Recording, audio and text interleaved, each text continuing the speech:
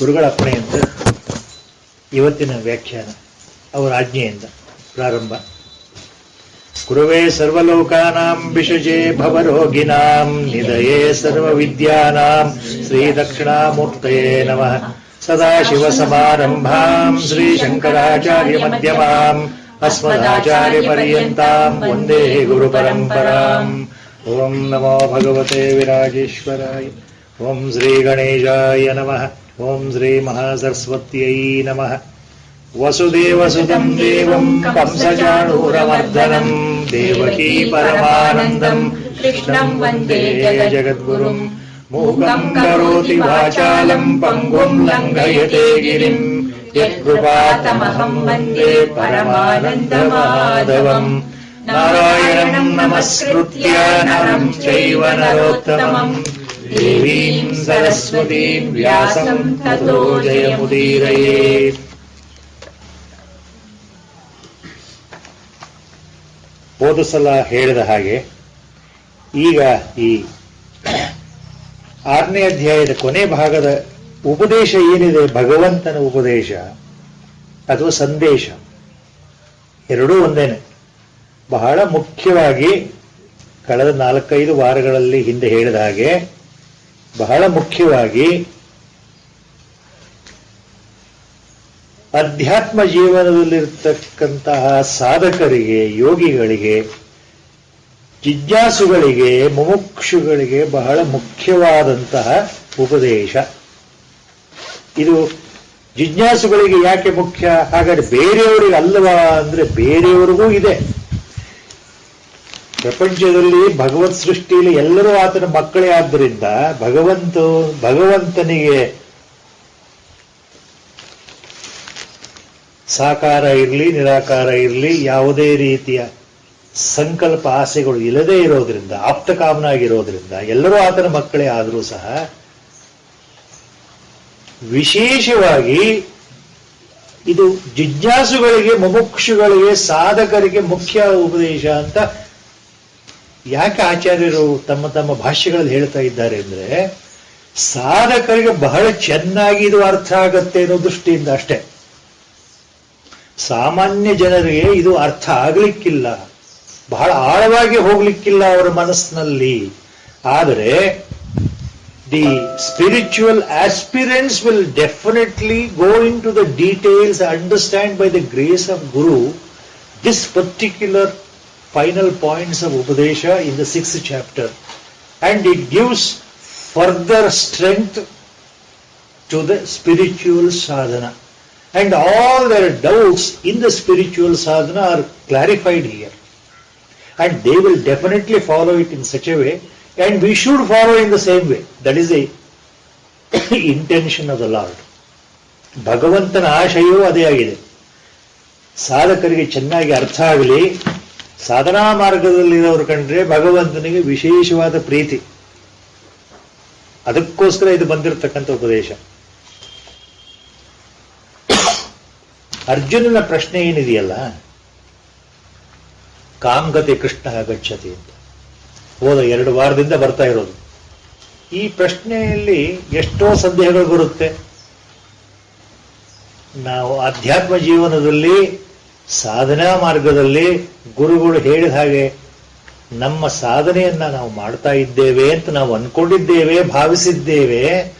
ಆದರೆ ಇದು ತನ್ನ ಸಂಪೂರ್ಣವಾದ ಫಲವನ್ನು ಕೊಡೋ ಮೊದಲೇನೆ ದೇಹಕ್ಕೆ, ಈ ಶರೀರಕ್ಕೆ ಸಾವು ಬಂದುಬಿಟ್ರೆ, ಮರಣ ಬಂದುಬಿಟ್ರೆ, ಸಾಧನೆ ಪೂರ್ತಿಯಾಗದೆ ಈ ಜೀವಾತ್ಮನಾಗಿರ್ತಕ್ಕಂಥ, ಈ ಶರೀರ ಆಗಿರ್ತಕ್ಕಂಥ ನಾನು ಹೊರಟು ಹೋದ್ರೆ ಮುಂದೆ ಗತಿ ಏನು ಕೃಷ್ಣ? ಅಂದ್ರೆ ದೇಹಾನಂತರದ ಅವಸ್ಥೆಯಲ್ಲಿ ನಮ್ಮ ಗತಿ ಏನು, ನಮ್ಮ ಸಾಧನೆ ಗತಿ ಏನು ಅನ್ನೋದು ಅರ್ಜುನನ ಪ್ರಶ್ನೆ. All that same thing for last 2-3 weeks, same question was being repeatedly told in the form of the question by Arjuna. Actually, these are the questions in our mind. These are the questions of aspirants. These are the questions of sadhakas. Am I going in the right path? I don't know. My sadhana, is it going correctly? I don't know. What happens to my sadhana? Whether God will accept, I don't know. What happens to me after my death? I don't know. Where I will go after my death? I don't know. After death, if there is a rebirth, what exactly is the form of the rebirth? Where I will land up? Whether that life, how it will be? Now, such questions are there more profoundly for sadhakas anta. ಜಿಜ್ಞಾಸು ಜಿಜ್ಞಾಸುಗಳಿಗೆ ಈ ಶಂಕೆ ಬರಬಹುದು, ಖಂಡಿತ ಬರುತ್ತೆ ಯಾವುದೋ ಒಂದು ಸಮಯದಲ್ಲಿ. ಈ ಭಾವನೆಯಿಂದ ಪರಮಾತ್ಮ ಇಲ್ಲಿ ಉತ್ತರ ಕೊಡ್ತಾ ಇದ್ದಾನೆ ಪ್ರಶ್ನೆಗಳಿಗೆ. ಯಾವ ರೀತಿ ಯೋಚನೆ ಮಾಡಬೇಕಾಗಿಲ್ಲ, ಧೈರ್ಯದ ಮೇಲೆ ಧೈರ್ಯ, ಆಶ್ವಾಸನೆ ಕೊಡ್ತಾ ಇದ್ದಾನೆ. He is assuring in so many words and so many shlokas. If we follow the inner meaning of the assurance given here, then there is nothing to worry. This is exactly the point. We should feel so much joyful. In fact, we should dance ourselves because we are on the right path. Why? Because already Guru is there in our life. Guru has graced us. ನಮಗೆ ಭಗವಂತನ ಕೃಪೆಯಿಂದ ದೇಹಧಾರಿಯಾಗಿರ್ತಕ್ಕಂತಹ, ಶರೀರಧಾರಿಯಾಗಿರ್ತಕ್ಕಂತಹ ಗುರುವಿನ ಸಾಂಗತ್ಯ ದೊರಕಿದೆಯಲ್ಲ, ಅದು ಸುಲಭದ ಮಾತಲ್ಲ. ಬಹಳ ದುರ್ಲಭವಾದಂತಹ, ಯಾರಿಗೂ ಸಿಗದೇ ಇರತಕ್ಕಂಥ, ಅತಿ ದುರ್ಲಭ ಅಂದ್ರೆ ಬಹಳ ಕಷ್ಟಕರವಾದ್ದು. It is so much difficult even to have a darshan of a ಬ್ರಹ್ಮಜ್ಞಾನಿ, let alone talking to him, let alone sitting at his lotus feet. Even to have a darshan is difficult. That is what all Mahatmas say. All Mahapurushas watch for that. Just to have a glance, just to prostrate at the feet of a Guru, a Mahatman, Mahapurusha, Santa Purusha, itself is difficult. ನಮಗೆ ಭಗವತ್ ಸ್ವರೂಪಿ ಗುರುಗಳ ದರ್ಶನವೇ ನಮಗೆ ಸಿಗೋದು ಕಷ್ಟ ಅಂತ ಆದಮೇಲೆ ಈ ಜನ್ಮದಲ್ಲಿ, ಅಂದ್ರೆ ಎಲ್ಲರಿಗೂ ಸಿಗಲ್ಲ ಅಂತ, ಇನ್ನು ಅವರ ಕೃಪೆ ಸಂಪಾದಿಸೋದು, ಅವರ ಬಳಿ ಸಾರೋದು, ಅವರ ಸತ್ಸಂಗದಲ್ಲಿರೋದು, ಅವರ ಸಾಂಗತ್ಯದಲ್ಲಿರೋದು, ಅವರ ಉಪದೇಶವನ್ನ ಕಿವಿಯಿಂದ ಕೇಳೋದು, ಅವರ ಕಟಾಕ್ಷದಲ್ಲಿ ನಾವು ಮಿಂದು ಬೀಳೋದು, ಅವರ ಆ ಕರುಣಾಸಾಗರದ ಅಗಾಧವಾದ ಆ ನೇತ್ರಗಳ ಆ ದೃಷ್ಟಿ ಇದೆಯಲ್ಲ, ಆ ಮಂದಸ್ಮಿತವಾದ ದೃಷ್ಟಿ ಇದೆಯಲ್ಲ, ಕರುಣೆಯಿಂದ ತುಂಬಿದ ನೋಟ ಇದೆಯಲ್ಲ, ಆ ನೋಟ ನಮ್ಮ ಮೇಲೆ ಬಿದ್ದಿದೆಯಲ್ಲ, ಅದು ದೊಡ್ಡ ಭಾಗ್ಯ ಅಂತ ಅರ್ಥ. ಎಲ್ಲರಿಗೂ ಸಿಗದೇ ಇರೋ ಭಾಗ್ಯ ಇದು.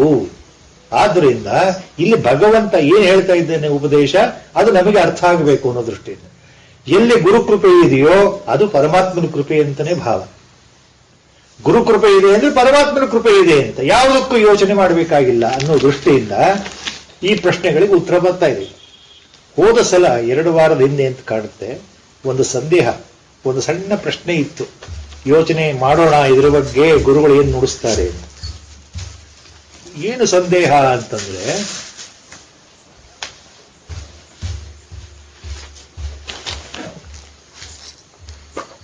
ದೇಹ ಬಿಟ್ಟ ನಂತರ, ಇದು ಅರ್ಜುನನ ಪ್ರಶ್ನೆ, ಅಂದ್ರೆ ಎಲ್ಲ ಸಾಧಕರ ಪ್ರಶ್ನೆ ಅಂತ. Life after death, if you consider for the jivatman before realization, if he dies, what happens? If he is a real karma yogi, he has offered all his actions to the feet of the Lord. He is not expecting any reward or results. He has offered all the karma to the Lord himself. He is not expecting, desiring any result for the karma he has done on the told. If that is the case, what happens? When he goes away by giving up the body without completely being realized, without Atmajnana, without Brahmajnana, that means if he dies off without emancipation, antandre, what happens? He has to go to some other lokas, some other world, invisible world, after death. Can he go to heaven or heavenly other worlds, Urdhvaloka? Because he has already rejected all the fruits of his actions while living. He was a Nishkama Karma Yogi when he has not bothered about the results of the actions, not expecting anything in return, whether he will go to heaven. The question that was there. Technically, he cannot ಅಂದ ಅರ್ಥ ಏನು? ಯಾವ ಆಸೆಯನ್ನೂ ಬಯಸದೆ ನಿಷ್ಕಾಮ ಕರ್ಮವನ್ನು ಮಾಡಿರತಕ್ಕಂತಹ ಒಬ್ಬ ಮಹಾನ್ ಯೋಗಿ ದೇಹ ಬಿಟ್ಟು ಬಿಟ್ರೆ, ಮರಣ ಬಂದು ಬಿಟ್ರೆ, ಮಧ್ಯದಲ್ಲಿ ಸಾಕ್ಷಾತ್ಕಾರ ಹೊಂದುವ ಮೊದಲು ಮರಣ ಬಂದರೆ ಅದು ಮುಖ್ಯ. ಆಗ ಆತ ಸ್ವರ್ಗಕ್ಕೆ ಹೋಗ್ತಾನ, ಪುಣ್ಯಲೋಕಗಳಿಗೆ ಹೋಗ್ತಾನ, ಪಿತೃಲೋಕಕ್ಕೆ ಹೋಗ್ತಾನ, ಹೋಗ್ಲಿಕ್ಕಿಲ್ಲ ಅನ್ನೋ ಒಂದು ಶಂಕೆ, ಒಂದು ಪ್ರಶ್ನೆ. ಯಾಕೆ ಅಂದ್ರೆ ಸಕಾಮನಾಗಿ ಯಾವ ಕಾಮ್ಯ ಕರ್ಮಗಳನ್ನು ಮಾಡಲಿಲ್ಲ. ವೇದೋಕ್ತವಾದಂತಹ ಕರ್ಮಕಾಂಡದಲ್ಲಿ ಹೇಳಿರ್ತಕ್ಕಂತಹ ಸ್ವರ್ಗ ಪ್ರಾಪ್ತಿಯಾಗಿ ಆಗುವಂತಹ ಯಾವುದೇ ಕರ್ಮವನ್ನು ಆತ ಆಚರಿಸಲಿಲ್ಲ, ಯಾವುದೇ ಹೋಮ ಹವನಗಳನ್ನ ಮಾಡಲಿಲ್ಲ, ಆಸೆಯಿಂದ ಮಾಡಲಿಲ್ಲ ಅಂತ. ನನಗೆ ಫಲ ಬೇಕು ಅಂತ ಮಾಡಲಿಲ್ಲ, ಹೌದಾ? ಫಲಾಭಿಸಂದ ರಹಿತನಾಗಿ ಮಾಡಿರತಕ್ಕಂಥ ಕರ್ಮಗಳು, ಯಾವುದೇ ಆಸೆ ಇಲ್ಲದ ಕರ್ಮಗಳನ್ನು ಮಾಡಿರೋದು ಅಂಥವನಿಗೆ ಮತ್ತೆ ಅದರ ಫಲ ಬರುವುದಿಲ್ಲ. ಅಲ್ಲಿ ಅಂದ್ರೆ ಆ ಫಲ ಎಲ್ಲಿ ಹೋಗುತ್ತೆ? Where it will go? Because as per the karma siddhanta, for every karma there is a reward, there is a fruit. ಪ್ರತಿಯೊಂದು ಕೆಲಸಕ್ಕೂ ಅದರದ ಫಲ ಇದ್ದೇ ಇದೆ, ಫಲ ಅದು ಬರಲೇಬೇಕು. ಈ ಕರ್ಮಯೋಗಿಗೆ ಫಲದ ಆಸೆನೇ ಇಲ್ಲದೆ ಇದ್ದಾಗ ಆತ ಮಾಡಿದ ಕರ್ಮಗಳ ಫಲ ಎಲ್ಲಿ ಹೋಗಬೇಕು? ಆತ ಸ್ವರ್ಗಕ್ಕೆ ಹೋಗ್ತಾನ ಇಲ್ವಾ? ಸ್ವರ್ಗಕ್ಕೆ ಇರ್ತಾನೋ ಇಲ್ವೋ? ಪುಣ್ಯಲೋಕಗಳಿಗೆ ಹೋಗ್ತಾನೋ ಇಲ್ವೋ? ಮಧ್ಯದಲ್ಲೇ ಇರ್ತಾನ ಅತಂತ್ರ ಸ್ಥಿತಿನಲ್ಲಿ? ಇದೆಲ್ಲ ಸಂದೇಹಗಳಿದೆ. ಇದು ಬಹಳ ದೊಡ್ಡ ಸಂದೇಹ, ಆಧ್ಯಾತ್ಮ ಸಂದೇಹ. ಇದು ಸೂಕ್ಷ್ಮ ಧರ್ಮ ರಹಸ್ಯ ಅಂತ ಆಚಾರ್ಯರು ಹೇಳ್ತಾರೆ, ರಂಗರಾಮಾನುಜರು ಹೇಳ್ತಾರೆ. ಇದು ಎಲ್ಲೂ ಯಾವ ಆಚಾರ್ಯರು ವಿಶದವಾಗಿ ಹೇಳಲಿಲ್ಲ ಇದ್ರ ಬಗ್ಗೆ ಅಂತ. ಆದ್ರೆ ಇದಕ್ಕೆ ಒಂದೇ ಒಂದು ಉತ್ತರ ಏನು ಅಂದ್ರೆ, ಸಾಕ್ಷಾತ್ಕಾರ ಗಳಿಸುವ ಮೊದಲೇ, ಆತ್ಮಜ್ಞಾನವನ್ನು ಹೊಂದುವ ಮೊದಲೇ ಒಬ್ಬ ನಿಷ್ಕಾಮ ಕರ್ಮಯೋಗಿ ಕರ್ಮಗಳನ್ನ ಯಾವುದೇ ಆಸೆ ಇಲ್ಲದೆ ಮಾಡ್ತಾ ದೇಹವನ್ನು ಬಿಟ್ಟರೆ, ಮರಣ ಹೊಂದಿದರೆ, ಆತನಿಗೆ ಫಲದ ಮೇಲೆ ಆಸೆ ಇಲ್ಲದಿದ್ದರೂ ಆ ಕರ್ಮಗಳಿಗೆ ಒಂದು ಫಲ ಅಂತ ಇರೋದ್ರಿಂದ, all the virtuous deeds what he has done offering to God, they have their own phala, their own reward. They have to yield the reward. Whether he wants it or not, whether he desires or not, those rewards, virtuous rewards, will take him to heaven only, even though he didn't want. ಆತನಿಗೆ ಸ್ವತಃ ಅಪೇಕ್ಷೆ ಇಲ್ಲದಿದ್ದರೂ, ಸ್ವತಃ ಆಸೆ ಇಲ್ಲದಿದ್ದರೂ ಆತ ಪುಣ್ಯಶಾಲಿಗಳ ಲೋಕವನ್ನೇ ಹೊಂದುತ್ತಾನೆ, ಸ್ವರ್ಗವನ್ನೇ ಹೊಂದುತ್ತಾನೆ ಅಂತ ಧರ್ಮಶಾಸ್ತ್ರ ಕರ್ಮ ರಹಸ್ಯ ಹೇಳುತ್ತೆ. ಸೊ ಆಸ್ ಪರ್ ದಿ ಕರ್ಮ ರಹಸ್ಯ, exactly a nishkama karmayogi also goes to the heaven or urdhva lokas, where absolutely without an iota of any doubt he will stay there for a number of years. ಶಾಶ್ವತವಾಗಿ ವಾಸ ಅಂತಂದ್ರೆ ಅರ್ಥ ಇಲ್ಲಿ ನೂರಾರು ವರ್ಷ ಆಗ್ಬೋದು, ಸಾವಿರಾರು ವರ್ಷ ಆಗ್ಬೋದು, ಲಕ್ಷಾಂತರ ವರ್ಷ ಆಗ್ಬೋದು, ಆನಂದವಾಗಿರ್ತಾನೆ. he will be in the virtually in the happiest mode ಅಂತ. ಅಂದ್ರೆ ಏನ್ ತಿಳ್ಕೊಳ್ಬೇಕು ಅಂದ್ರೆ, ದಿ ಪಾಯಿಂಟ್ ಈಸ್ ಎ ಸಾಧಕ, A spiritual aspirant who is really sincere in is approach, ಯಾವ ನಿಷ್ಕಾಮನಾಗಿ ಶ್ರದ್ಧೆಯಿಂದ ಗುರು ಹೇಳಿದ ಹಾಗೆ ಆಧ್ಯಾತ್ಮ ಜೀವನ ನಡೆಸ್ತಾ ಇದ್ದಾನೋ, ಸಾಧನೆ ಮಾಡ್ತಾ ಇದ್ದಾರೋ, all the sadhakas have to remember this point, that last time 2 weeks in the same thing is being told. They will never go to hell after the physical death of the body. Without their knowledge, they will go to the Punyashali lokas only, the invisible worlds meant for virtuous souls and noble souls only, Mahapurushas. ಪಿತೃಲೋಕ ಇರಬಹುದು, ಸ್ವರ್ಗ ಇರಬಹುದು, ಗಂಧರ್ವ ಲೋಕ ಇರಬಹುದು. Last ಹೋದ ಸಲ ಹೇಳಿದಾಗೆ ಇಂತಹ ಲೋಕಗಳಿಗೆ ಅವರು ಪ್ರವೇಶ ಹೊರತು ನರಕಕ್ಕೆ ಖಂಡಿತ ಇಲ್ಲ. ಮತ್ತು ಎರಡನೇ ಪಾಯಿಂಟ್ ಏನು ಅಂದ್ರೆ, ಮುಂದೆ ಆ ಪ್ರಾರಬ್ಧ ವಿಧಿ ತನಕ ಎಷ್ಟು ದಿವಸ ಎಷ್ಟು ವರ್ಷ ಅಲ್ಲಿ ಇರಬೇಕು, ಇದ್ದ ನಂತರ ವಾಪಸ್ ಬರೋದು ಇದೆಯಲ್ಲ ಭೂಮಿಗೆ, ಪುನರ್ಜನ್ಮ. ಯಾಕಂದ್ರೆ ಅವ್ರ ಸಾಕ್ಷಾತ್ಕಾರ ಬಂದಿಲ್ಲ ಇನ್ನು. ಸೊ ಪುನರ್ಜನ್ಮಕ್ಕೆ ಬರಬೇಕು. ಮತ್ತೆ ಪುನರ್ಜನ್ಮ ಅಂದ್ರೆ ಮಾನವ ಜನ್ಮವೇ ಬರುತ್ತೆ. ಇದು ಎರಡನೇ ಬಹಳ ದೊಡ್ಡ ಮಾತನ್ನ ಭಗವಂತ ಸೂಚ್ಯವಾಗಿ ಹೇಳ್ತಾ ಇರೋದು. ನಾವು ತಿಳ್ಕೊಳ್ಬೇಕಾಗಿರೋದು, what is that we have to remember. Last 2 weeks it is being said, we come back, we are once again reborn as human beings only, human souls only, not as animal. No transmigration. ಬೇರೆ ಯೋನಿಗಳಿಗೆ ನಮಗೆ ಪ್ರವೇಶ ಬರೋಲ್ಲ. ಭಗವತ್ ಕೃಪೆಯಿಂದ, ಗುರು ಕೃಪೆಯಿಂದ ಮತ್ತೆ ಮನುಷ್ಯ ಜನ್ಮಕ್ಕೆ ಬಂದ್ಬಿಡ್ತೇವೆ ಅಂತ ಅರ್ಥ. ಇಲ್ಲಿ ಕೆಲವು ಸಂದೇಹಗಳಿತ್ತು. ಮತ್ತೊಂದು ಸಂದೇಹ ಇದೆ. ಏನು ಸಂದೇಹ ಅಂತಂದ್ರೆ, ಭಗವಂತ ಇಲ್ಲಿ ಒಂದು ಆಶ್ವಾಸನೆ ಕೊಟ್ಟಿದ್ದಾನೆ, ಹೋದ ಸಲ ಹೇಳಿದ್ದು. ಆ ಶ್ಲೋಕಕ್ಕೆ ನಿಂತಿತ್ತು, ಪಾರ್ಥ ನೈವೇಹ ನಾಮೂತ್ರ ವಿನಾಶಸ್ತಸ್ಯ ವಿದ್ಯತೆ ನ ಹಿ ಕಲ್ಯಾಣ ಕೃತ್ ಕಶ್ಚಿತ್ ದುರ್ಗತಿಂ ತಾತ ಗಚ್ಚತಿ. It was stopped there. So the greatest assurance in 6th chapter is his second line, ಚರಣ. ನ ಹಿ ಕಲ್ಯಾಣ ಕೃತ್ ಕಶ್ಚಿತ್ ದುರ್ಗತಿಂ ಗಚ್ಚತಿ. ಕಶ್ಚಿತ್ ದುರ್ಗತಿಂ ನ ಹಿ ಗಚ್ಚತಿ. ಯಾರು ಖಂಡಿತವಾಗಿ ದುರ್ಗತಿಯನ್ನು ಹೊಂದೋದಿಲ್ಲ. he or she will never enter into adholokas, into hell. Who? Kalyanakrit. The one who is in the sadhana mode, one who is in the spiritual mode, one who is a spiritual aspirant, one who is a virtuous, noble soul. So ಯಾರು ಸಾಧಕರಾಗಿದ್ದಾರೆ, ಮುಮುಕ್ಷುಗಳಾಗಿದ್ದಾರೆ, ಗುರುಕೃಪೆಯಿಂದ ಸಾಧನೆ ಮಾಡ್ತಾ ಇದ್ದಾರೆ, ಕರ್ಮಯೋಗದಲ್ಲಾರು ಇರಲಿ, ಧ್ಯಾನ ಯೋಗದಲ್ಲಾರು ಇರಲಿ, ಅವರ ಮನಸ್ಸು ಆ ಪ್ರಕಾರ ಯಾರು ಸಾಧನೆ ಮಾಡ್ತಾ ಇದ್ದಾರೆ ಅವರೆಲ್ಲರೂ ಕಲ್ಯಾಣಕೃತ್ ಅಂತ ಭಗವಂತ ಹೇಳ್ತಾರೆ. They are all noble souls and they are so dearer to me ಎನ್ನುವ ಅರ್ಥದಲ್ಲಿ ಭಗವಂತ ಹೇಳ್ತಾರೋ ಮಾತು. ಕಲ್ಯಾಣಕೃತ್ ಅಂದ್ರೆ ಅವರೆಲ್ಲರೂ ನನಗೆ ತುಂಬಾ ಬೇಕಾದವರು. ಯಾರು ನನ್ನ ಬಳಿಗೆ ಬರಲಿಕ್ಕೆ ಪ್ರಯತ್ನ ಮಾಡ್ತಾ ಇದ್ದಾರೋ ಅವರೆಲ್ಲರೂ ನನಗೆ ಅತ್ಯಂತ ಪ್ರೀತಿ ಪಾತ್ರರು. ಆದ್ದರಿಂದ ಖಂಡಿತವಾಗಿ ಅವರಿಗೆ ಸದ್ಗತಿ ಆಗತ್ತೆ ಹೊರತು ದುರ್ಗತಿ ಬರೋದಿಲ್ಲ. ಅವರಿಗೆ ನಾಶವೇ ಇಲ್ಲ. ಅವರಿಗೆ ಖಂಡಿತ ನಾಶ. They are not destroyed here while living in this birth or after the death, because they have not it realised. Okay, after death still they are not destroyed. They will come back to human birth only again.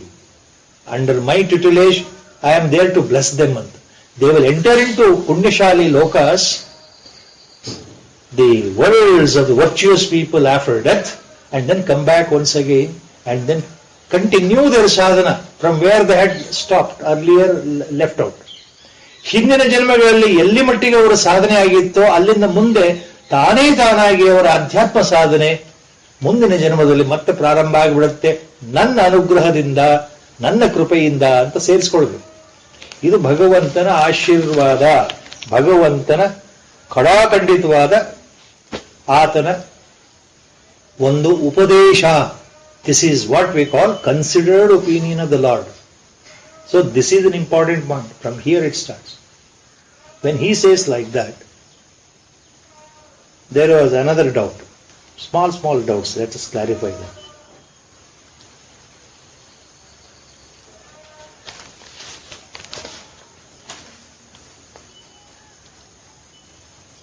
If this is the case, then why some people who are in the spiritual field, who are doing continuous sadhana strictly, with all faith and conviction, after death, if they are not yet realized, they enter into animal souls. That was a question last time. ನಿಜವಾಗಲೂ ಬಹಳವಾದ ಭಕ್ತಿಯಿಂದ, ಶ್ರದ್ಧೆಯಿಂದ, ನಂಬಿಕೆಯಿಂದ, ನಿಷ್ಠೆಯಿಂದ ಭಗವತ್ ಪ್ರಾಪ್ತಿಗೋಸ್ಕರ, ಭಗವದ್ ದರ್ಶನಕ್ಕೋಸ್ಕರ, ಆತ್ಮಲಾಭಕ್ಕೋಸ್ಕರ ಸಾಧನೆಯನ್ನ ನಿರಂತರವಾಗಿ ನಾನು ಯಾವ ಶುದ್ಧ ಮನಸ್ಸಿನಿಂದ ಮಾಡ್ತಾ ಇದ್ದೀನಿ, ಮಾಡ್ತಾ ಮಾಡ್ತಾ ಕೊನೆಗಾಲದಲ್ಲಿ ಸಾಕ್ಷಾತ್ಕಾರ ಹೊಂದು ಮೊದಲೇ ನಾನು ದೇಹ ಬಿಟ್ಟರೆ, ಮರಣ ಬಂದರೆ ನನಗೆ ಒಳ್ಳೆ ಗತಿ ಇರಬೇಕಲ್ವಾ, ಆದರೆ ನಾನು ಮತ್ತೆ ಪ್ರಾಣಿಯಾಗಿ ಹುಟ್ಟೋ ಸಂಭವ ಇದೆಯಲ್ಲ ಅಂತ ಸಂದೇಹ. ಆ ಸಂದೇಹ ಯಾಕೆ ಬಂತು, ಯಾಕೆ ಬರುತ್ತೆ ಅಂದ್ರೆ ಮೇಲ್ನೋಟದ ಅರ್ಥ ತಗೊಂಡಾಗ ಸಂದೇಹ ಬರುತ್ತೆ. ಉದಾಹರಣೆ, when you consider grossly in examples, some examples, you would develop this doubt. When the great emperor Bharata Chakravarti ruling Aryavrata, when he renounced everything, his kingdom, giving it up, everything to, and then surrendering everything to his children, comes out into the forest for a deep meditation, and he does continuous tapas. He becomes a Raja Rishi with all conviction. What happens? At the time of his death, what happens? Somehow he will be caught by Maya. Totally, he becomes totally attached to the young deer calf.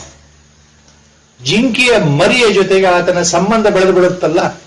Bharata ಚಕ್ರವರ್ತಿ ರಾಜ ಋಷಿಯಾಗಿ ತಪಸ್ ಮಾಡೋ ಸಂದರ್ಭದಲ್ಲಿ ಆತನ ಕೊನೆಗಾಲದಲ್ಲಿ ಆ ಜಿಂಕೆ ಮರಿ ಒಂದು ಬಂದ್ಬಿಡುತ್ತಲ್ಲ ಆಶ್ರಮಕ್ಕೆ. ದೊಡ್ಡ ಕಥೆ ಇದೆ, ಕಥೆ ಬೇಡ, ಈಗ ಲೇಟ್ ಆಗುತ್ತೆ. ಆದ್ದರಿಂದ ಕೂತಲ್ಲಿ ನಿಂತಲ್ಲಿ ಆತನಿಗೆ ಜಿಂಕೆಯ ಚಿಂತೆ. ಭಾಗವತದ 7ನೇ ಸ್ಕಂದದಲ್ಲಿ ಎಷ್ಟು ಚೆನ್ನಾಗಿ ವರ್ಣನೆ ಇದೆ, ವ್ಯಾಸ ಮಹರ್ಷಿಗಳು ಮಾಡಿದ್ದಾರೆ. ಈ ಭರತ ಚಕ್ರವರ್ತಿ ಆತನ ಒಂದು ಮೋಹ ಎಷ್ಟರ ಮಟ್ಟಿಗಿತ್ತು, how much he was attach to that young deer. Just one or two small examples. Morning when he finishes his bath and tries to sit for meditation, suddenly a thought will come. Oh, that young deer, it is a time for her to feed, to eat. So he will get up from the meditation, go in search of tender grass, ಒಳ್ಳೆ ಚಿಗುರು ಹುಲ್ಲುಗಳನ್ನ ಹುಡುಕೊಂಡು ಬಂದು ಆ ಜಿಂಕೆ ಮರಿ ಮುಂದೆ ಇಟ್ಟು ಮತ್ತೆ ಧ್ಯಾನಕ್ಕೆ ಕೂತ್ಕೊಳ್ಳೋದು. ಬಹಳ ಶ್ರದ್ಧೆಯಿಂದ ಕೂತ್ಕೊಂಡು ಮತ್ತೆ 5 ನಿಮಿಷಕ್ಕೆ ಅಯ್ಯೋ ನನ್ನ ಜಿಂಕೆ ಮರಿಗೆ ಹಾಕಿದ್ದು ಅದು ತಿಂತಾ ಇದೆಯೋ ಇಲ್ವೋ, ಅದಕ್ಕೆ ಸೇರುತ್ತೋ ಇಲ್ವೋ, ಮತ್ತೆ ಬೇರೆ ಏನಾದರೂ ಕಂದಮೂಲಗಳನ್ನು ತರಬೇಕಾ, ಫಲಗಳನ್ನು ಕೊಡಬೇಕಾ ಅಂತ ಮನಸ್ಸು. ಮತ್ತೆ ಧ್ಯಾನ ಹೋಯಿತು, ಎದ್ದು ನಿಂತ ಭರತ ಚಕ್ರವರ್ತಿ ಅದಕ್ಕೆ ಮೈ ಸವರ್ದು ಬಿಟ್ಟು ಮತ್ತೆ ಹೋಗಿ ಏನೋ ಒಂದಿಷ್ಟು ಹಣ್ಣು ತಂದು ಕೊಡ್ತಾನೆ, ಮತ್ತೆ ಧ್ಯಾನಕ್ಕೆ ಕೂತ್ಕೊಳ್ತಾನೆ. ಮತ್ತೆ 5 ನಿಮಿಷ ಆದ್ಮೇಲೆ ಆ ಜಿಂಕೆ ಮರಿ ಪಾಪ ಅದಕ್ಕೆ ಮೈಗೇನಾದ್ರೂ ಕಲ್ಲು ಮಣ್ಣು ಚುಚ್ಚಿದೆಯಾ, ಮುಳ್ಳು ಚುಚ್ಚಿದೆಯಾ, ಎಲ್ಲಿ ಕೂತ್ಕೊಂಡಿದೆಯೋ, ಎಲ್ಲಿ ಹೋಗ್ತಾ ಇದೆಯೋ, ಮತ್ತೆ ಹೇಳ್ತಾನೆ. ಈ ರೀತಿ so his entire itinerary of his sadhana mode gets totally disturbed because of the attachment, moha, and then finally he dies. A great noble soul, Raja Rishi, remember, with total conviction, as a penance, he did this tapas for so many years, and he dies. ಸಾಯೋ ಸಮಯದಲ್ಲಿ ಏನಾಯಿತು, ಮಹಾತ್ಮ, ರಾಜ ಋಷಿ ಎಲ್ಲವೂ ಇದೆ, ಸಾಮಾನ್ಯ ಮನುಷ್ಯ ಅಲ್ಲ, ಮಹಾತ್ಮರಲ್ಲಿ ಮಹಾತ್ಮ ಭರತ ಚಕ್ರವರ್ತಿ. ಆದ್ರೆ ಸಾಯೋ ಸಮಯದಲ್ಲಿ ಏನಾಗುತ್ತೆ, ನಾನು ಸತ್ತ ಮೇಲೆ ಈ ಜಿಂಕೆ ಮರಿಯನ್ನು ನೋಡೋರು ಯಾರು, ಇದಕ್ಕೆ ಊಟ ಹಾಕೋರು ಯಾರು, ಇದನ್ನ ಕಾಪಾಡೋರು ಯಾರು, ಮುದ್ದು ಮಾಡೋರು ಯಾರು, ಪಾಪ ಅದಕ್ಕೆ ಬೇಜಾರಾಗತ್ತಲ್ಲ. After I die, who is going to look after this my young child? ಅದು ಜಿಂಕೆ ಅಂತ ಅನ್ಸಲ್ಲ, ತನ್ನ ಮಗು ಅನ್ಸತ್ತೆ. ಸ್ವಂತ ಮಕ್ಕಳನ್ನ ರಾಜ ಪರಿವಾರದವರನ್ನ, ಸೊಸೆಯಂದರನ್ನ, ಮೊಮ್ಮಕ್ಕಳನ್ನ ಎಲ್ಲರನ್ನೂ ಬಿಟ್ಟು ಕಾಡಿಗೆ ಬಂದಂತಹ ವ್ಯಕ್ತಿ ಜಿಂಕೆ ಮರಿ ನನ್ನ ಮಗು ಅಂತದ್ದು. ಇಲ್ಲಿ ಆತ ಬಹಳ ಅವಲತ್ಕೊಂಡು ಬಹಳ ಕಣ್ಣೀರಿಡ್ತಾನಂತೆ ಮನಸ್ಸಿನಲ್ಲಿ. ಅಯ್ಯೋ ನನ್ನ ಮಗು, ನಾನು ತೀರ್ ಹೋದ್ರೆ ಇದನ್ನ ಕಾಪಾಡೋರು ಯಾರು, ಭಗವಂತ. ಈ ಭಾವದಲ್ಲಿ ಸತ್ತೋಗ್ತಾರೆ. ಕೊನೇ ಭಾವ ಇದು. ಸಾಯೋ ಸಮಯದಲ್ಲಿ ಜಿಂಕೆ ಮೇಲಿನ ಪ್ರೇಮ, ಮೋಹ ಎಷ್ಟು ಮಟ್ಟಿಗಿತ್ತು ಅಂದ್ರೆ the attachment was so severe. That is how the Maya place the trick. That is how the Maya will pay the trick. That is how we don't know we are under the control of Maya. He dies. thinking of the deer only. So because of that, what happens? As per the Karma Siddhanta, Lord has made that point very clear. What is there in Karma Siddhanta, what is there in Karma Vibhaga Grantha, already what is there in Upanishad, Lord has made it very clear in Bhagavad Gita also. What is that? Yam yam vapi smaran tejatyante kalevaram. I don't know the correct, I may forget. Tam tamai vaiti kaunteya yad bhavam bhavita. I am not getting the shloka correctly.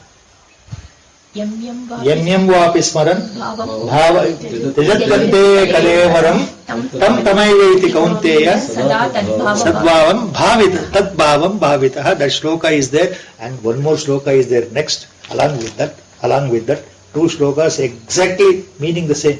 Lord ಭಗವಂತನೇ ಹೇಳಿರಬೇಕಾದ್ರೆ ಇದು ನಮ್ಮ ಕರ್ಮ ಸಿದ್ಧಾಂತದಲ್ಲಿ ಮೊದಲೇ ಇರೋದು ಉಪನಿಷತ್ ರಹಸ್ಯ.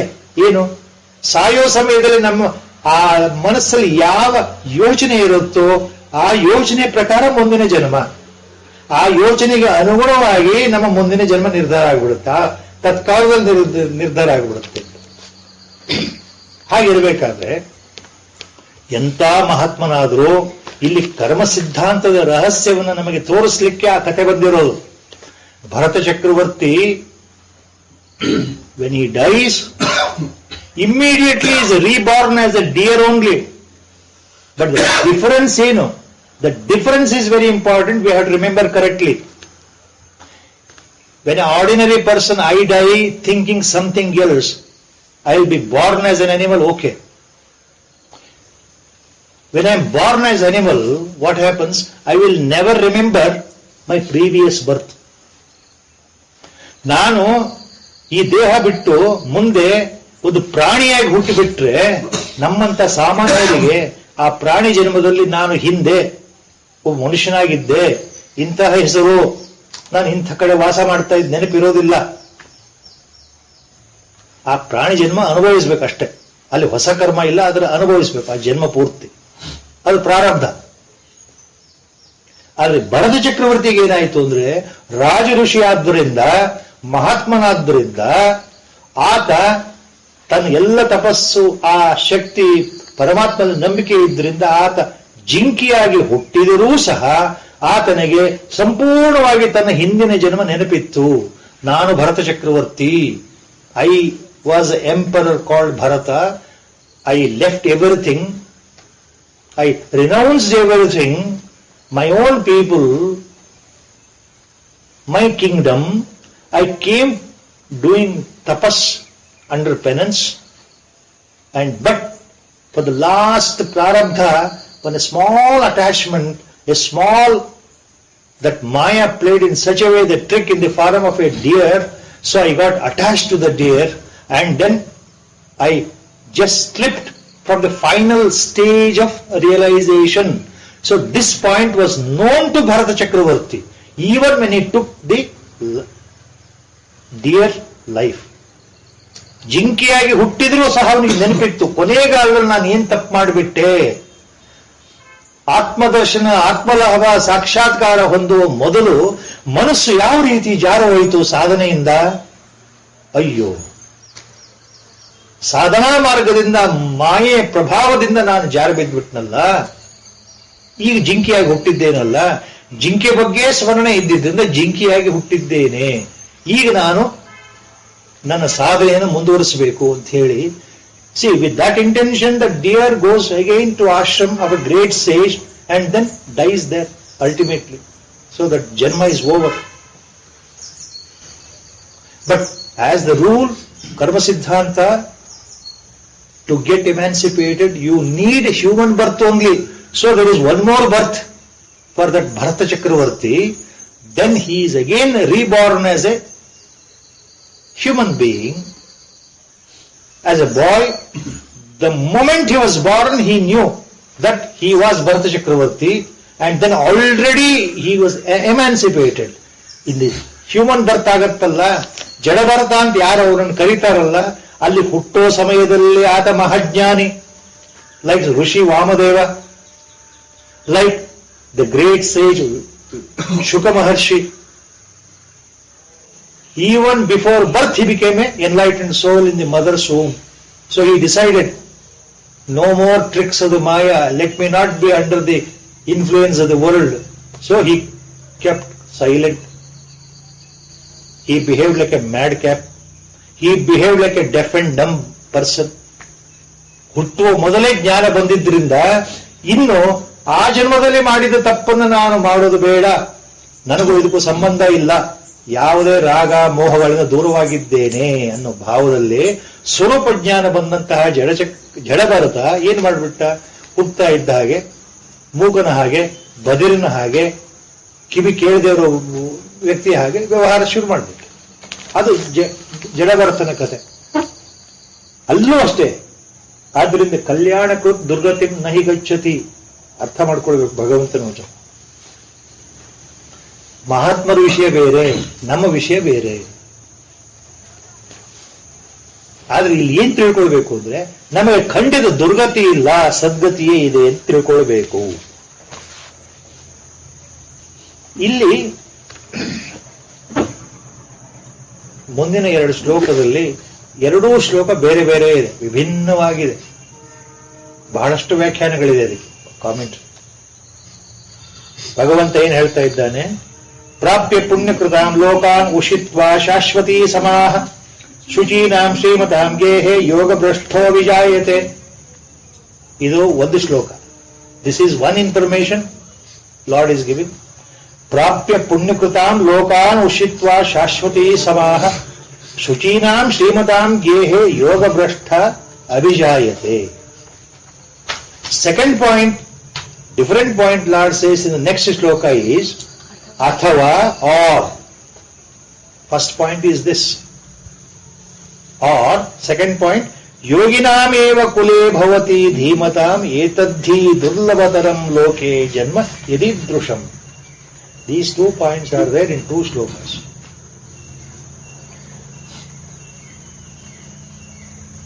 After death, before realization, when a sadhaka dies, what happens? Lord says, Punyakrutam lokan prapya shashvati samaha ushitva.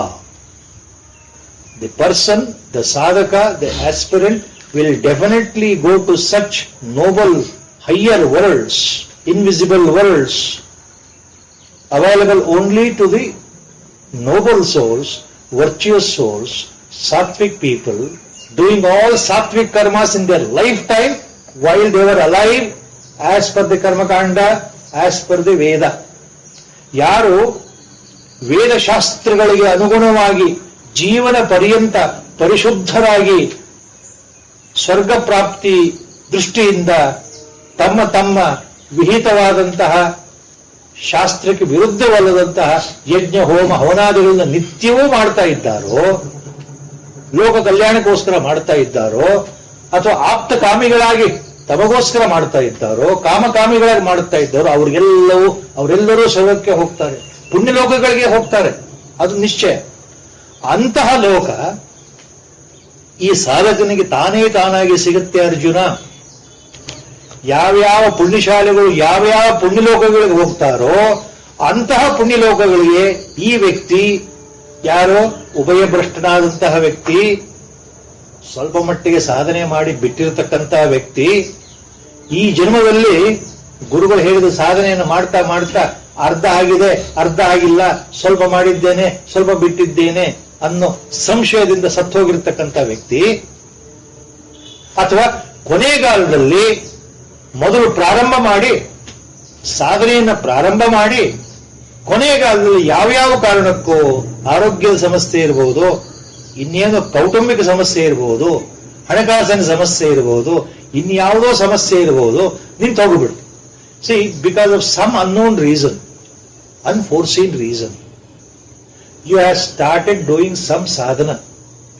Later, you stop. You stop totally. So, such people who have stopped in between or in the end, such people who have not continued their sadhana, such people who have not ultimately attained the final goal of their sadhana, all such people will enter into the virtuous, invisible worlds of sattvic people after death. ಎಲ್ಲರೂ ಸಹ ಎಲ್ಲ ಸಾಧಕರು ಪುಣ್ಯಶಾಲಿಗಳ ಲೋಕವನ್ನೇ ಹೊಂದುತ್ತಾರಪ್ಪ ಅರ್ಜುನ. ಮರಣಾನಂತರ ಅಲ್ಲಿ ಸಾವಿರಾರು ವರ್ಷ, ನೂರಾರು ವರ್ಷ ಆನಂದವಾಗಿರ್ತಾರೆ. ಶಾಶ್ವತಿ ಸಮಾಹ ಅಂದ್ರೆ ಅದೇ ಅರ್ಥ. ಶಾಶ್ವತಿ ಸಮಾಹ ಅಂತಂದ್ರೆ not infinite, but for hundreds and thousands of years ಅಂತ. ಇದು ಹ್ಯೂಮನ್ ಟೈಮ್ ಸ್ಕೇಲ್. ಮನುಷ್ಯನ ಲೆಕ್ಕದಲ್ಲಿ ಸಾವಿರಾರು ವರ್ಷಗಳು ಆನಂದವಾಗಿರ್ತಾರೆ ದೇಹ ಬಿಟ್ಟು ಅಂತ. ಅವ್ರಿಗೆ ಯಾವ ತೊಂದರೆ ಇಲ್ಲ ಅಂತ ತಿಳ್ಕೊಳ್ಬೇಕು. ಸಾಧಕರಿಗೆ ಇದು ಎಂತಹ ದೊಡ್ಡ ಭಗವಂತನ ಮಾತು ಅಂದ್ರೆ, ಆಶ್ವಾಸನೆ ಅಂದ್ರೆ, ಖಂಡಿತವಾಗೂ ನಿಮಗೆ ದುರ್ಗತಿ ಇಲ್ಲ ಅಂತ ಅರ್ಥ. You are always saved. Even after death you are saved. You are not put into any hardship. You are not sent to hell. That is the assurance he has given. ಇಷ್ಟಾದ ಮೇಲೆ ಮುಂದೆ ಏನಾಗುತ್ತೆ? ನಾವು there two things. One is ಶುಚೀನಾಂ ಶ್ರೀಮತಾಂ ಗೇಹೆ ಯೋಗ ಭ್ರಷ್ಟ ಅಭಿಜಾಯತೆ. ನಾವು the person comes back to the next birth, human birth, not animal birth, human birth only, and then he is born in a prosperous family. In a family, Shuchinam Srimatam, ಎರಡು ಅರ್ಥ ಇದೆ. Shuchinam Srimatam means people who are noble souls, sattvic people, people with clean intentions, people with clean aspirations, people with dharmic mentality, people with more sattva guna, predominant sattva guna, people who are prosperous, people who are wealthy, and for their day-to-day life there is no problem. By God's grace, they are well placed, financially well placed, even socially well placed. All the meanings are there for Shuchinam Srimatam words. Shuchinam Srimatam means, andre ಎಲ್ಲ ರೀತಿಯಿಂದ ಕುಲೀನರಾಗಿರ್ತಕ್ಕಂತಹ ಒಳ್ಳೆಯ ಕುಲದಲ್ಲಿ, ಸತ್ಕುಲದಲ್ಲಿ, in a well known family, in a great vamsha, in a family where sattvic peoples always they are born, in a family where people respect such people, such a noble family you are born, such a wealthy family you are born. ಶ್ರೀಮತಾಂ ಅನ್ನೋದಕ್ಕೆ ಎರಡು ಅರ್ಥ ಇದೆ. ಶ್ರೀಮಂತರ ಮನೆ,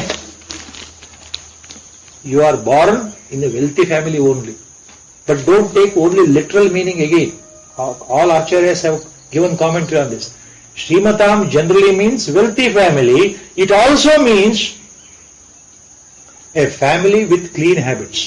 Need not be super wealthy. Srimatam ಅಂತಂದ್ರೆ ಶ್ರೀಮಂತರ ಮನೆನೇ ಅಂತ ಅರ್ಥ ಅಲ್ಲ. ಶ್ರೀಮಂತ ಅಂದ್ರೆ ಬರೀ ಐಶ್ವರ್ಯ ಅಂತ ಅರ್ಥ ಅಲ್ಲ. ಇಲ್ಲಿ ಐಶ್ವರ್ಯವೂ ಆಗಬಹುದು, ಐಶ್ವರ್ಯ ಜೊತೆಗೆ ಸದ್ಗುಣಗಳ ಇರತಕ್ಕಂತಹ, ಸದ್ಗುಣಗಳಿಂದ ತುಂಬಿರತಕ್ಕಂತಹ, ಅಗಾಧವಾಗಿ ಭಗವಂತನಲ್ಲಿ ಪ್ರೇಮ ಭಕ್ತಿಯನ್ನು ಇಟ್ಟಿರ್ತಕ್ಕಂತಹ ಕುಲ ಅಂತ ಅರ್ಥ ಆಗ್ತದೆ. ಅಂತಹ ವಂಶ ಅಂತ ಅರ್ಥ ಆಗತ್ತೆ. ಯಾವ ವಂಶದಲ್ಲಿ, ಯಾವ ಕುಟುಂಬದಲ್ಲಿ ಭಗವಂತನ ಮೇಲೆ ಅತಿಶಯವಾದ ಪ್ರೇಮ ಇದೆಯೋ, ಭಕ್ತಿ ಇದೆಯೋ, ಆ ವಾತಾವರಣ ಇದೆಯೋ, ಆನಂದದ ವಾತಾವರಣ ಇದೆಯೋ, ಜನಗಳಿಗೆ ಸಹಾಯ ಮಾಡೋ ಬುದ್ಧಿ ಇದೆಯೋ,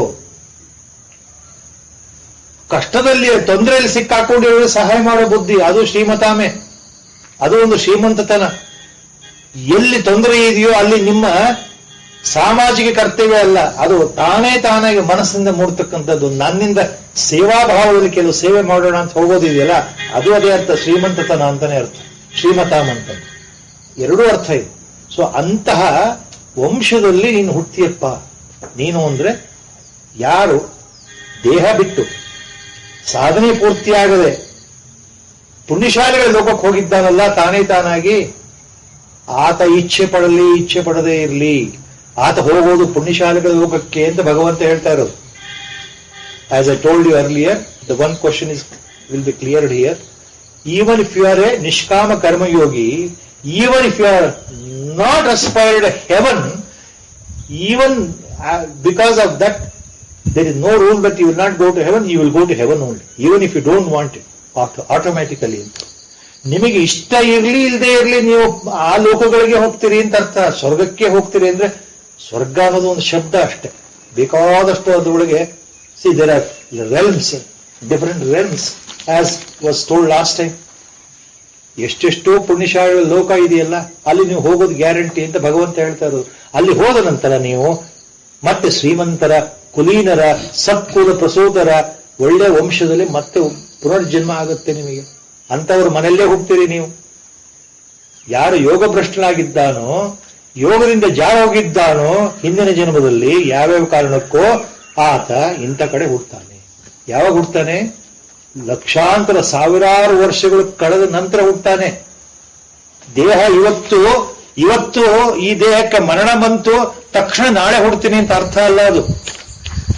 ಮನುಷ್ಯನ ಟೈಮ್, ಈ ಕಾಲಘಟ್ಟ ತಗೊಂಡ್ರೆ ಇವತ್ತು ದೇಹ ಬಿಟ್ಟಿದ ಕೂಡ ನಾಳೆ ಹುಡ್ತೀನಿ ಅಂತ ಅರ್ಥ ಅಲ್ಲ. ಪುಣ್ಯಕೃತಾಂ ಲೋಕಾನ್ ಉಷಿತ್ವ ಶಾಶ್ವತಿ ಸಮಾಹ ಅಂದ್ರೆ ಬಹಳ ದೊಡ್ಡ ಅರ್ಥ ಇದೆ. ದೇಹ ಬಿಟ್ಟ ನಂತರ ನೀವು 100 ವರ್ಷ ಪುನರ್ಜನ್ಮ ಇಲ್ಲ, 100 ವರ್ಷ ಮೇಲಿರ್ತೀವಿ ಅಂತ, ಸ್ವರ್ಗದಲ್ಲಿ ಇರ್ತೀರಿ ಅಂತ, ಸ್ವರ್ಗಲೋಕದಲ್ಲಿ ಇರ್ತೀರಿ ಅಂತ ಅರ್ಥ. ಎಷ್ಟು ವರ್ಷ? ಶಾಶ್ವತಿ ಸಮಾಹ. ಭಗವಂತ ಅಷ್ಟೇ ಹೇಳ್ತಾ ಇದ್ದಾನೆ, ಕರ್ಮ ರಹಸ್ಯ ಬಾಯಿ ಬಿಡೋದಿಲ್ಲ. ಎಲ್ಲಿಯೂ ನಿಮಗೆ ಮನುಷ್ಯ ಮಾತ್ರದವರಿಗೆ ಕರ್ಮ ರಹಸ್ಯ ಅರ್ಥ ಆಗೋದಿಲ್ಲ. ನಮ್ಮ ಗುರುಗಳು ಯಾವತ್ತೂ ಹೇಳಿಬಿಟ್ಟಿದ್ದಾರೆ ಮಾತು. ಜ್ಞಾನಾವಸ್ಥೆಯಲ್ಲಿ ನಿಮಗೆ ಕರ್ಮ ರಹಸ್ಯ ಅರ್ಥ ಆಗತ್ತೆ ಹೊರತು ಅಲ್ಲಿವರೆಗೆ ಕರ್ಮ ರಹಸ್ಯ ಏನು ಅಂತ ಗೊತ್ತಾಗಲ್ಲ. ಆದ್ರಿಂದ ಭಗವಂತ ಹಿಂದೆ ಒಂದು ಮಾತು ಹೇಳಿಬಿಟ್ಟಿದ್ದಾನೆ, ಗಹನ ಕರ್ಮಣೋ ಗತಿ. ಬಹಳ ಕಷ್ಟ ಇದು, ಅರ್ಥ ಆಗಲ್ಲ ಸಾಮಾನ್ಯರಿಗೆ. ಸೊ ದೇಹ ಬಿಟ್ಟ ನಂತರ 100 ವರ್ಷ ಸ್ವರ್ಗದಲ್ಲಿದ್ದು ನಂತರ ಪುಣ್ಯಶಾಲಿಗಳು, ಶ್ರೀಮಂತರು, ಕುಲೀನರು ಅಂತಹವರು ವಂಶದಲ್ಲಿ ನೀವು ಹುಡ್ತೀರಿ. ಯಾಕೆ ಮಾತು ಹೇಳ್ತಾ ಇದ್ದೇನೆ ಭಗವಂತ? ಇಲ್ಲಿ ಒಂದು ದೊಡ್ಡ ರಹಸ್ಯ ಇದೆ. ಶುಚೀನಾಂ ಶ್ರೀಮತಾಂ ಗೇಹೆ ಯೋಗ ಭ್ರಷ್ಟ ಅಭಿಜಾಯತೆ.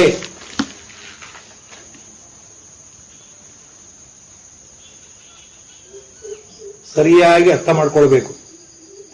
ಶುಚೀನಾಂ ಶ್ರೀಮತಾಂ ಗೇಹೆ ಯೋಗ ಭ್ರಷ್ಟೋ ಅಭಿಜಾಯತೆ. Lord's comment, lord's nirvachana. ನೀವು ಸಾಮಾನ್ಯವಾಗಿ ಶ್ರೀಮಂತರ ಕುಲೀನ ವಂಶಸ್ಥರ ಮನೆಯಲ್ಲೇ ಮತ್ತೆ ಹುಟ್ಟುತ್ತೇರೆ, ಮನುಷ್ಯರಾಗಿ ಹುಟ್ಟುತ್ತೇರೆ ಅಂದ್ರೆ ಭಗವಂತ ಏನ್ ಹೇಳ್ತಾ ಇದ್ದಾನೆ?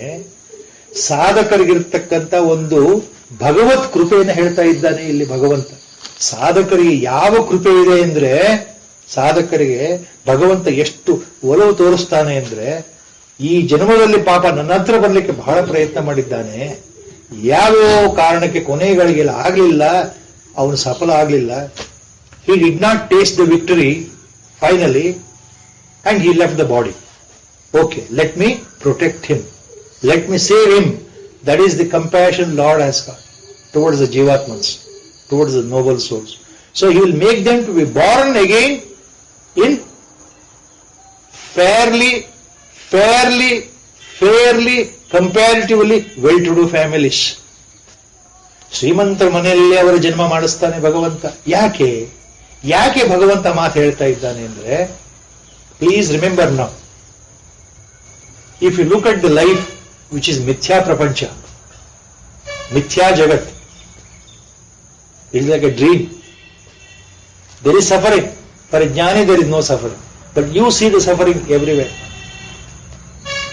Look at a ordinary beggar, a ordinary cart dweller, a vegetable cart puller, a daily wage worker. ನಮ್ಮ ಕಣ್ಣೆದುರಿಗೆ ಎಷ್ಟೋ ಜನಗಳಿದ್ದಾರಲ್ಲ, ರಿಕ್ಷಾವಾಲಗಳಿದ್ದಾರೆ, ಕೂಲಿಗಳಿದ್ದಾರೆ, ತರಕಾರಿ ಗಾಡಿಯವರು ಇದ್ದಾರೆ, ಎಲ್ಲ ಜನಗಳಿದ್ದಾರೆ ನಮ್ಮ ಸುತ್ತಲೂ.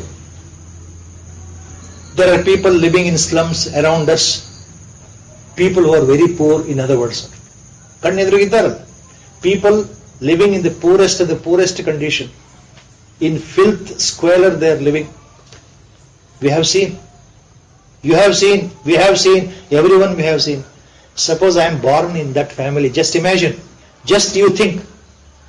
When I look at a slum in front of me, the young boys and girls and the people in the slum area, how they are suffering even for one frugal meal per day.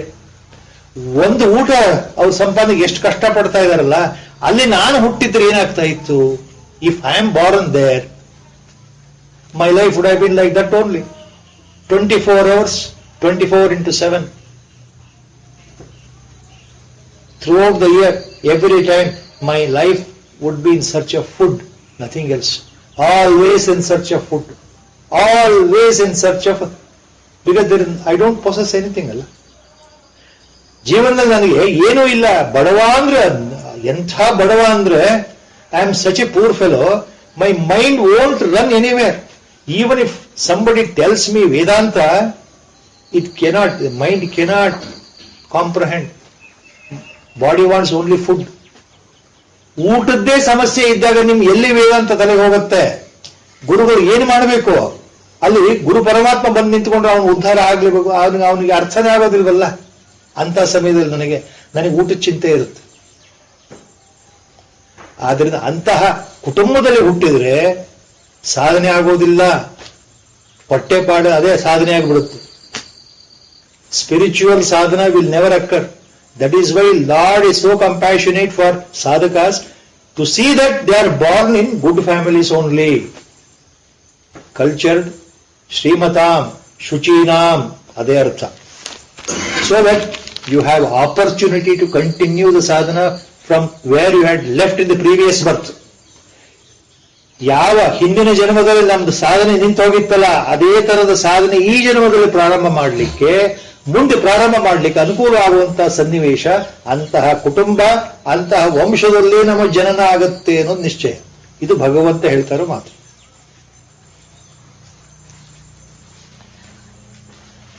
So you are definitely reborn in a pious, noble family of virtuous people.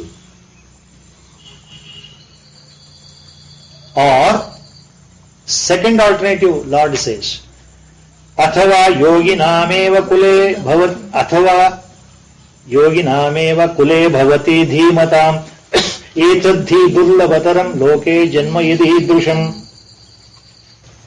Second, ಈ ಶ್ಲೋಕ 42nd ಶ್ಲೋಕ ಇದೆಯಲ್ಲ, now this is entirely different.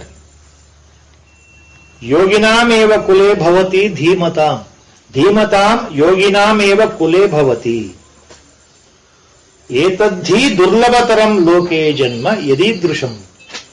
But this type of birth is very difficult, next to impossible. Durlabhataram compared degree, not only just durlabha, it is not only just difficult, it is extremely difficult. Durlabhataram, extremely difficult. ಯಾವುದು? ಏತದ್ಧಿ ಜನ್ಮ ಯದೀದೃಶಂ ಲೋಕೆ. This type of second possible birth is so difficult, extremely difficult. Look, Arjuna, that is what he says.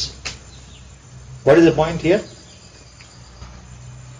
You are either born in Shuchinam Shrimatam Gehe, in the family of noble people, in the family of prosperous people, in the family of wealthy people, or very important point here, what is that we miss? If you have done so much of intense tapas and sadhana in this birth,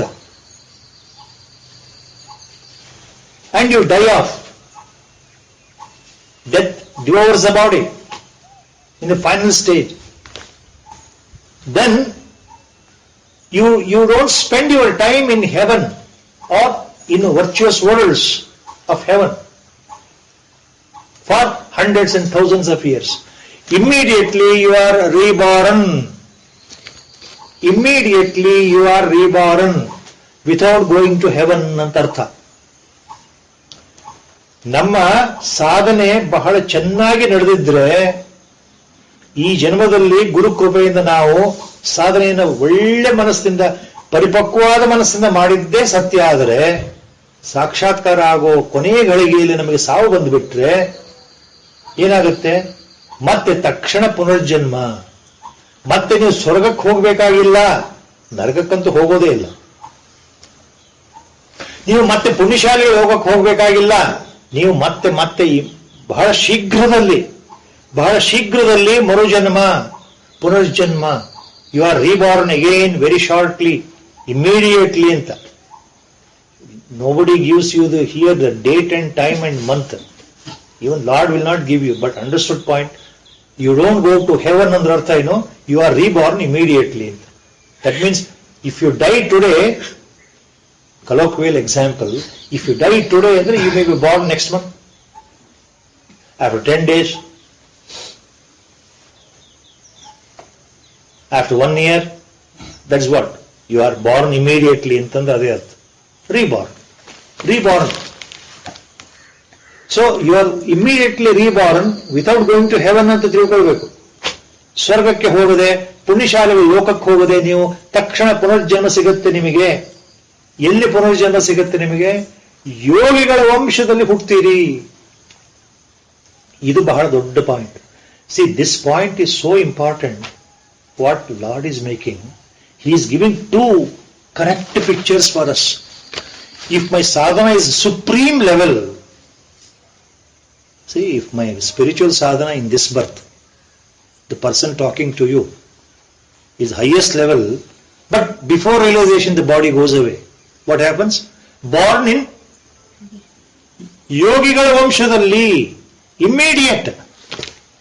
That will be the last birth. Next birth will be the last birth. Anta artha adu. Immediately. You are born yoginam kule. So in the family of yogis, in the family of mahatmans, you are reborn immediately. Entha yogilu dhimatam yoginam kule. Bhavati means you are born. ಯಾರು ಅಧ್ಯಾತ್ಮದಲ್ಲಿ ಬಹಳ ಮುಂದುವರೆದಿದ್ದಾರಲ್ಲ, ಯಾರು ಬ್ರಹ್ಮಜ್ಞಾನಿಗಳಾಗಿದ್ದಾರಲ್ಲ, ಆ ಬ್ರಹ್ಮಜ್ಞಾನಿಗಳ ಆತ್ಮಜ್ಞಾನಿಗಳ ವಂಶದಲ್ಲಿ ಹುಡ್ತೀರಿ ಅಂತ ಅರ್ಥ ಅದು.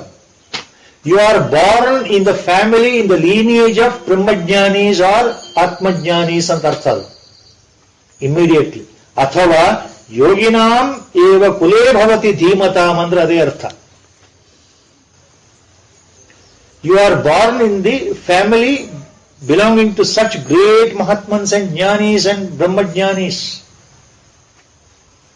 Without any doubt, Lord is assuring this. Same point Acharya Bhagavad-pada has mentioned long back in Vivek Chudamani. He has taken the same point in Vivek Chudamani, Acharya Bhagavad-pada, directly from the Mundaka Upanishad itself. Mundaka Upanishad, whatever it says, same point is there in Vivek Chudamani. Wordings are slightly different. Mundaka Upanishadalli ಏನು ಹೇಳುತ್ತೆ ಅಂದ್ರೆ, ಬ್ರಹ್ಮವೇದ ಬ್ರಹ್ಮೈವ ಭವತಿ. That is the first statement. ಬ್ರಹ್ಮವೇದ ಬ್ರಹ್ಮೈವ ಭವತಿ. ಯಾರು ಬ್ರಹ್ಮನನ್ನು ಅರ್ಥಕೊಂಡಿದ್ದಾರೋ ಅವರು ಬ್ರಹ್ಮಸ್ವರೂಪರೇ ಆಗಿಬಿಟ್ರು. Those who have understood Brahma, they have become Brahma only ಅಂತ. ಅಂದ್ರೆ ಅವರು ಜ್ಞಾನಿಗಳೇ ಆಗ್ಬಿಟ್ರು, ಬ್ರಹ್ಮಜ್ಞಾನಿಗಳೇ ಆಗ್ಬಿಟ್ರು ಅಂತ. ಅಂಥ ಸಂದರ್ಭದಲ್ಲಿ ಏನಾಗುತ್ತೆ? ನಾಸ್ಯ ಬ್ರಹ್ಮವಿತ್ ಕುಲೇ ಭವತಿ. ನೆಕ್ಸ್ಟ್ ಲೈನ್, ನಾಸ್ಯ ಬ್ರಹ್ಮವಿತ್ ಕುಲೇ ಭವತಿ. ಯಾರು ಬ್ರಹ್ಮವಿದರಾಗ್ಬಿಟ್ರು, ನ ಅಸ್ಯ ಕುಲೆ ಅಬ್ರಹ್ಮವಿದ್ ಭವತಿ ಅಂತ ಅರ್ಥ.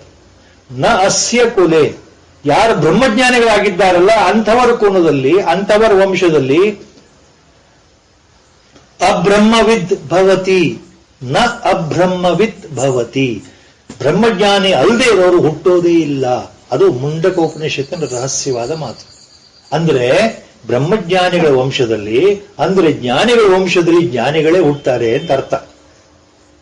ಸಿ, ಇದು lineage of great mahatmans, great mahapurushas only. That means yogis ಅಂತ ಇಲ್ಲಿ ಪರಮಾತ್ಮ ಹೇಳ್ತಾರೋದು ಅದೇ ಅರ್ಥ. ಯೋಗಿನಾಂ ಕುಲೆ ಅಂದ್ರೆ ಅದೇ ಅರ್ಥ. ಧೀಮತಾಂ ಯೋಗಿನಾಂ ಕುಲೆ ಅಂತಂದ್ರೆ in the lineage of such great mahatmans, in the same vamsha you are born ಅಂತ. You take birth and then you will be realized and understood. Then you will be realized and understood. See, the point is, ಮಹಾನ್ ಜ್ಞಾನಿಗಳ ವಂಶದಲ್ಲಿ ನಿನ್ನ ಜನ್ಮ ಆಗತ್ತೆ ಅರ್ಜುನ ಅಂತ ಭಗವಂತ ಹೇಳ್ತಾ ಇರೋದು ಅರ್ಥ ಏನು ಅಂದ್ರೆ ನೀನು ಜ್ಞಾನಿ ಆಗ್ತೀಯ ಅಂತ ನಾವು ತಿಳ್ಕೊಳ್ಬೇಕು, ಅಧ್ಯಾರೋಪ ಮಾಡ್ಕೊಳ್ಬೇಕಿಲ್ಲಿ. That's the acharya's commentaries. ನೀನು ಮಹಾಜ್ಞಾನಿಗಳ ವಂಶದಲ್ಲಿ ಹುಡ್ತೀಯ ಅಂತ ಹೇಳ್ತಾ ಇದ್ದಾನೆ ಭಗವಂತ. ಮುಂಡಕ ಉಪನಿಷತ್ ಏನ್ ಹೇಳ್ತಾ ಇದೆ? ಬ್ರಹ್ಮವನ್ನು ತಿಳಿದಿರತಕ್ಕಂತಹ ಬ್ರಹ್ಮವಿದರ ಕುಲದಲ್ಲಿ ಬ್ರಹ್ಮವಿದರೇ ಹುಟ್ಟುತ್ತಾರೆ ಅಂತ ಮುಂಡಕ ಉಪನಿಷತ್ ಹೇಳುತ್ತೆ. So, tag on both the points, you will know what exactly Lord says. So, Lord's intention is very clear in symbolic words. ನೀನು ಬ್ರಹ್ಮಜ್ಞಾನಿಗಳು, ಮಹಾತ್ಮರು, ಋಷಿ ಸದೃಶರಾದಂಥವರ ಕುಲದಲ್ಲೇ ಹುಡ್ತೀಯಪ್ಪ ತಕ್ಷಣದಲ್ಲಿ. ಅಂದ್ರೆ ನೀನು ಹಾಗೆ ಆಗ್ತೀಯ, ಯಾವ ಸಂಕೋಚವೂ ಬೇಡ, ಬಹಳ ಸುಲಭದಲ್ಲೇ ನಿನಗೆ ಜ್ಞಾನ ಪ್ರಾಪ್ತಿಯಾಗಿಬಿಡುತ್ತೆ ಆ ಜನ್ಮದಲ್ಲಿ ಅಂತ ಅರ್ಥ. To make it very clear, to make without example, this will not be cleared. Known example I will give you. See, the known examples, hundreds of examples are there. Our great Jivan Mukta Mahapurusha, Pontiff, Sringeri, Jagadguru, Chandrasekhar Bharati Mahaswamigal, 34th Pontiff. Maha Avadhuta Purusha, Jivan Mukta, Paramahamsa, all these epitaphs are there. Chandrasekhar Bharati Mahaswami's great grandfather, his father, Chandrasekhar Bharati Mahaswami's father name we know, Gopa Shastri. Mother name we know as per the records, Lakshmamma. But Gopa Shastri's grandfather name, it is not given in the record. But what the record says, life history says, the great grandfather of Chandrasekhar Bharati Mahaswami was suddenly at a later age, he took sannyas from Grahastha-ashrama. He became a Parama Virakta. A sannyasi went to Himalayas and took moksha there itself, Mahasamadhi there itself. That is recorded. So Chandrashekhara Bharati ಮಹಾಸ್ವಾಮಿಗಳ ಮುಕ್ತಾತ ಅಂತ ಅನ್ಸ್ಕೊಂಡವರು ಅವರು ಸನ್ಯಾಸ ದೀಕ್ಷೆ ಹೊಂದಿ ವೈರಾಗ್ಯವನ್ನು ಸಂಪೂರ್ಣವಾದ ವೈರಾಗ್ಯದಿಂದ ತಪಸ್ಸು ಮಾಡಿ ಹಿಮಾಲಯದಲ್ಲಿ ಮಹಾಸಮಾಧಿ ತಗೊಂಡ್ರು ಅಂತಿದೆ ಅಂತ ಅವರ ಕುಲದಲ್ಲಿ ಈಗ ಚಂದ್ರಶೇಖರ ಭಾರತಿಗಳ ಬಂದು ಹಾಗೆ ತಿಳ್ಕೊಳ್ಬೇಕು. ಅಥವಾ ಯೋಗಿನಾಮೇವ ಕುಲೇ ಭವತಿ ಧೀಮತಾಂ ಅಂದ್ರೆ ಅದೇ ಅರ್ಥ.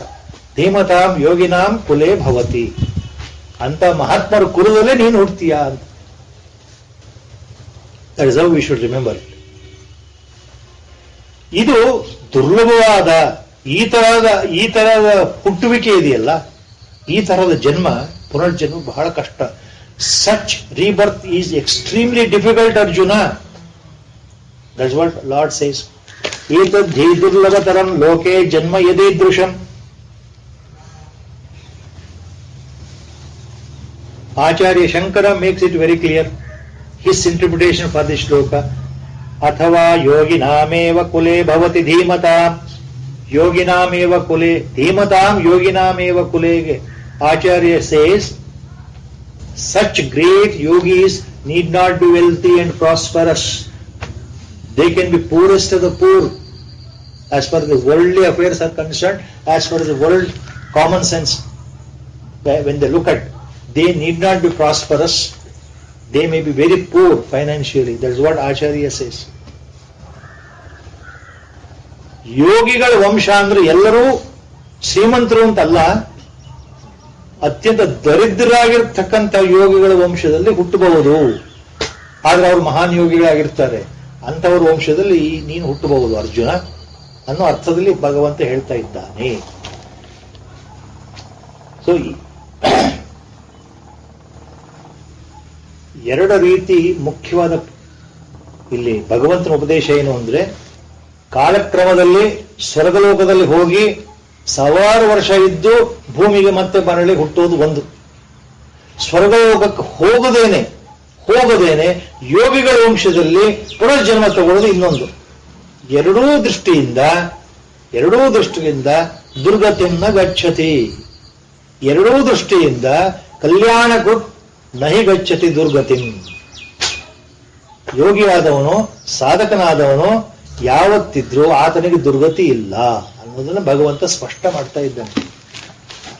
Greatest assurance, highest assurance in Bhagavad Gita is these shlokas.